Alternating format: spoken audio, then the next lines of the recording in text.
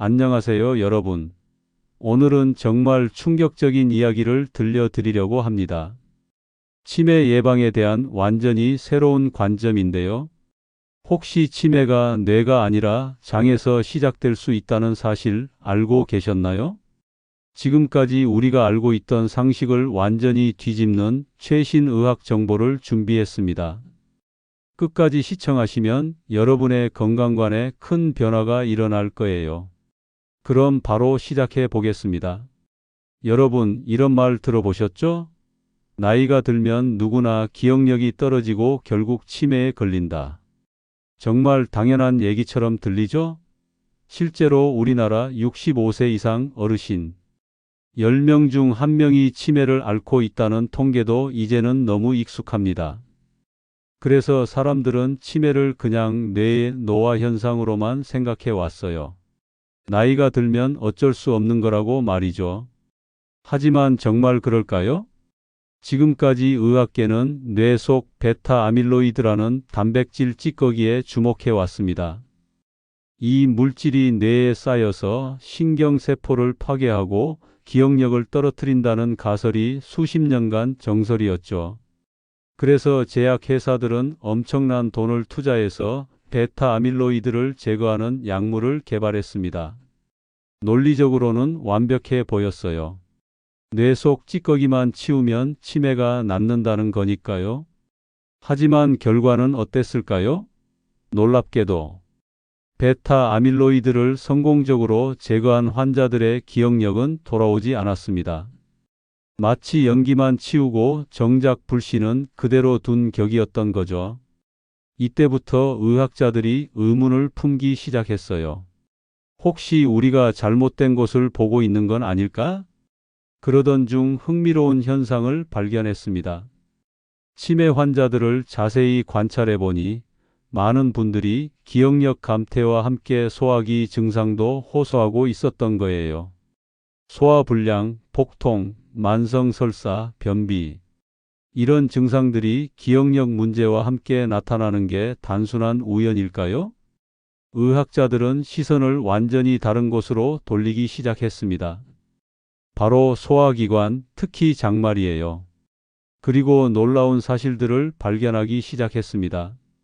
장과 뇌가 직접적으로 연결되어 있다는 것, 장에서 일어나는 문제가 뇌에 직접적인 영향을 준다는 것들 말이죠. 이것이 바로 장뇌축이라는 개념입니다. 생각해 보세요. 우리가 스트레스를 받으면 배가 아프죠? 중요한 발표 앞에서 배가 뒤틀리는 느낌, 다들 경험해 보셨을 거예요. 이게 바로 뇌와 장이 연결되어 있다는 증거예요. 하지만 여기서 더 놀라운 건 장에서 뇌로 가는 신호가 뇌에서 장으로 가는 신호보다 9배나 더 많다는 사실입니다. 즉, 뇌가 장을 조절하는 것보다 장이 뇌를 조절하는 영향력이 훨씬 크다는 거죠. 이제 패러다임이 완전히 바뀌었습니다. 치매는 단순히 뇌만의 문제가 아니라 장에서 시작되어 뇌로 번지는 질병일 수 있다는 거예요. 마치 화재가 지하실에서 시작되어 위층으로 번져가는 것처럼 말입니다. 여러분도 혹시 이런 증상들 있으신가요? 가스가 자주 차고 복부 팽만감이 있고 변비나 설사가 반복되면서 동시에 집중력이나 기억력에 문제를 느끼신다면 이건 단순한 우연이 아닐 수 있어요. 다음 장에서는 정확히 어떤 메커니즘으로 장의 문제가 뇌까지 영향을 주는지 과학적으로 자세히 알아보겠습니다. 정말 놀라운 이야기가 기다리고 있어요. 자, 이제 정말 핵심적인 이야기를 해보겠습니다. 도대체 어떻게 장의 문제가 뇌까지 영향을 주는 걸까요? 먼저 우리 장이 얼마나 중요한 기관인지부터 알아볼게요. 장은 단순히 음식을 소화하는 곳이 아닙니다. 우리 몸 면역 체계의 70% 이상이 장에 모여 있어요. 왜 그럴까요? 생각해 보세요. 우리가 먹는 음식과 함께 수많은 세균, 바이러스, 독소들이 매일 장으로 들어옵니다. 장은 이 모든 것들과 직접 만나는 최전방이에요. 그래서 우리 몸에서 가장 강력한 방어 시스템이 장에 배치된 거죠. 건강한 장벽은 정말 정교한 구조를 갖고 있습니다. 필요한 영양소는 통과시키면서 세균이나 독소 같은 불청객은 확실히 막아내는 선별적 투과막이에요. 마치 공항 출입국 관리소처럼 말이죠. 그런데 여기서 문제가 시작됩니다. 현대인의 생활 패턴을 보세요. 만성 스트레스, 가공식품 위주의 불균형한 식단, 항생제나 소염 진통제 같은 약물의 과도한 사용. 이 모든 것들이 장벽을 공격합니다. 스트레스 호르몬인 코르티솔이 계속 분비되면 장벽의 세포들 사이사이가 느슨해져요. 평상시라면 절대 통과할 수 없는 큰 분자들이 틈 사이로 비집고 들어가기 시작하는 거죠. 이를 의학적으로 장루수증후군이라고 합니다. 가공식품 속 방부제나 인공 첨가물, 과도한 설탕이나 밀가루도 마찬가지예요. 이런 것들은 장내 나쁜 세균들의 먹이가 되면서 동시에 장벽을 손상시킵니다. 이제 상황이 심각해집니다. 장벽에 구멍이 뚫리면 원래라면 절대 혈관 속으로 들어가서는 안 될 물질들이 침투해요. 세균의 독소, 소화되지 않은 음식 찌꺼기, 각종 화학 물질들이 혈류를 타고 전신으로 퍼져나갑니다. 우리 몸의 면역 체계는 이를 적으로 인식하고 즉시 공격 모드로 전환됩니다. 염증 반응이 시작되는 거죠. 처음에는 국소적이었던 염증이 점차 전신으로 번져나가면서 만성 전신염증 상태가 됩니다. 여기서 정말 중요한 포인트가 나와요. 우리 뇌는 혈내 장벽 blood-BRAIN 베리어이라는 특별한 보호막으로 둘러싸여 있어요. 이 장벽은 뇌를 외부 독소로부터 보호하는 마지막 방어선입니다. 하지만 만성 염증이 계속되면 이 혈내 장벽도 점차 약해져요. 염증 물질들이 뇌혈관벽을 공격하면서 여기에도 미세한 틈이 생기기 시작하는 거죠. 그러면 어떻게 될까요? 장에서 새어나온 독소와 염증 물질들이 드디어 뇌 속으로 침투합니다.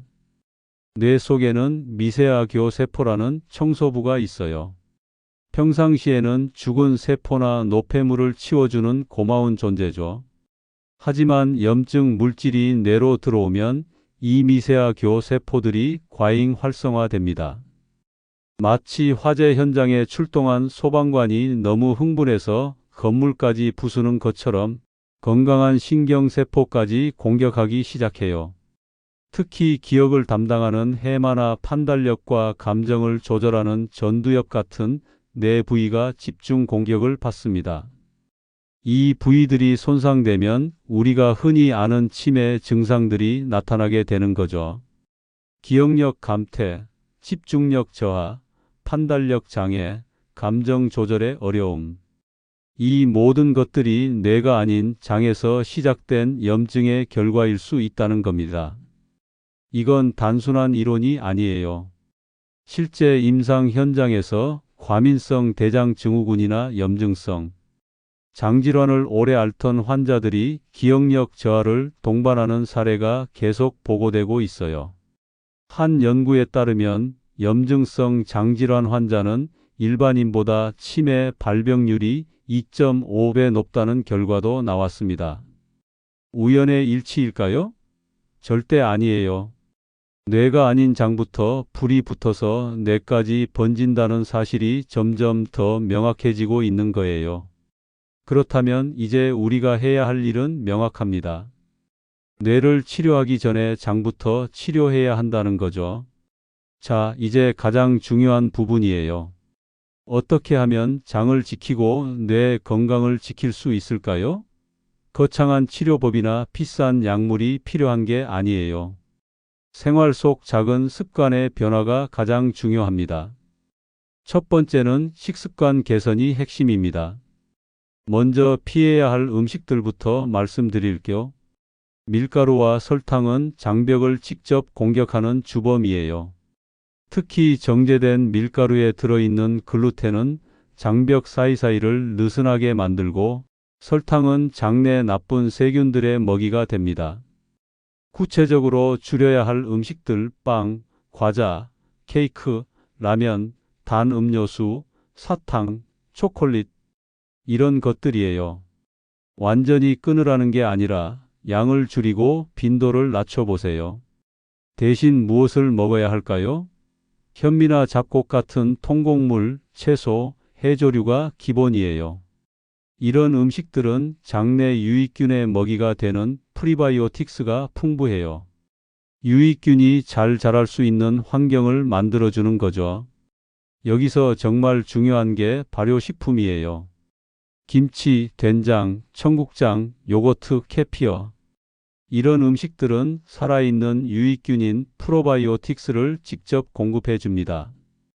특히 우리나라의 전통 발효식품들은 한국인의 장내 환경에 특화되어 있어서 더욱 효과적이에요. 등푸른 생선도 꼭 챙겨 드세요. 고등어, 꽁치, 정어리에 들어있는 오메가3 지방산은 강력한 항염 효과가 있어요. 장에서 시작된 염증을 잡아주는 소방관 역할을 하죠. 견과류도 좋아요. 호두, 아몬드, 브라질너트 같은 것들 말이에요.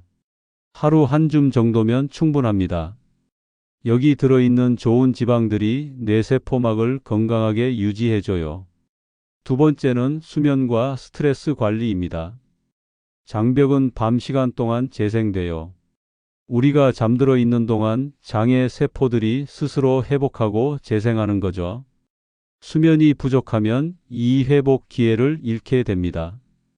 최소한 하루 7시간 이상은 깊게 주무세요. 그리고 가능하면 밤 11시 전에는 잠자리에 드시는 게 좋아요. 우리 몸의 생체 리듬에 맞춰 규칙적인 수면 패턴을 유지하는 것이 중요해요. 스트레스 관리도 정말 중요합니다. 스트레스 호르몬인 코르티솔이 계속 분비되면 장벽이 직접적으로 손상돼요. 명상이나 심호흡 같은 간단한 방법부터 시작해 보세요. 하루 5분만이라도 조용한 곳에 앉아서 깊게 숨을 쉬어 보세요.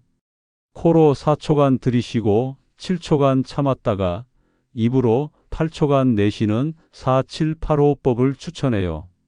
이것만으로도 스트레스 호르몬이 크게 줄어듭니다. 세 번째는 운동과 생활 습관입니다. 격렬한 운동은 필요 없어요. 걷기나 가벼운 근력 운동만으로도 충분합니다.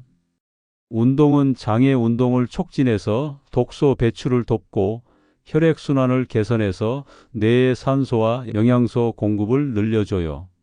하루 30분, 일주일에 5일만 걸어도 효과가 있어요. 엘리베이터 대신 계단 이용하기, 한 정거장 먼저 내려서 걷기 같은 것들부터 시작해 보세요.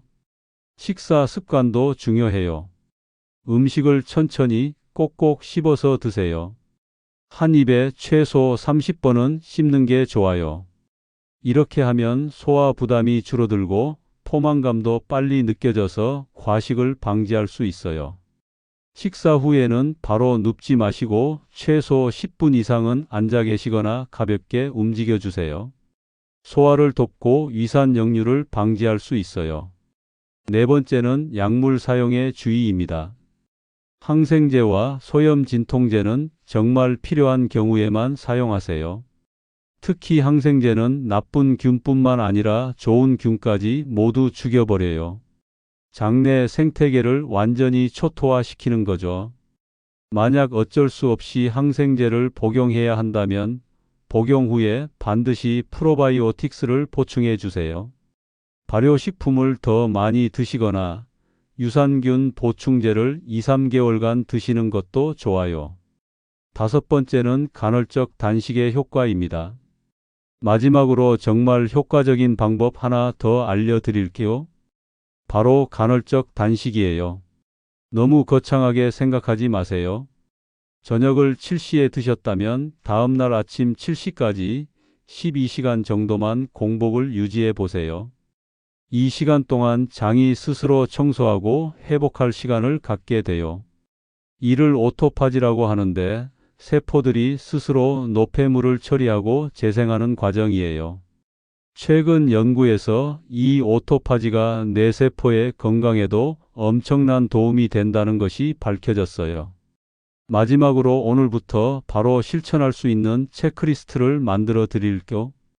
가공식품과 단 음식 줄이기, 발효식품 1개 이상 섭취하기, 물 8잔 이상 마시기, 30분 이상 걷기, 11시 전에 잠자리에 들기, 일주일에 2-3회, 등푸른 생선 섭취하기, 견과류 한 줌씩 먹기, 스트레스 해소 활동하기, 한 달에 한 번장 건강 상태 체크하기. 여러분, 치매는 더 이상 피할 수 없는 운명이 아니에요. 장부터 건강하게 관리하면 뇌도 건강하게 지킬 수 있어요. 작은 변화부터 시작해 보세요. 여러분의 미래가 달라질 거예요. 오늘 정말 중요한 이야기를 함께 나눴는데요. 어떠셨나요? 치매가 뇌가 아니라 장에서 시작될 수 있다는 사실 정말 놀라우셨죠? 핵심을 다시 한번 정리해 드리면 1. 장 건강이 뇌 건강을 좌우한다. 2. 만성 염증이 장에서 뇌로 번진다. 3. 생활 습관의 작은 변화가 큰 차이를 만든다. 오늘부터 바로 실천해 보세요. 가공식품 하나 줄이기, 발효식품 하나 더 먹기, 30분 더 걷기. 이런 작은 변화들이 여러분의 미래를 바꿀 거예요. 이 영상이 도움이 되셨다면 좋아요와 구독 부탁드려요. 댓글로 여러분의 실천 계획도 공유해 주세요. 함께 건강한 노년을 준비해 나가요.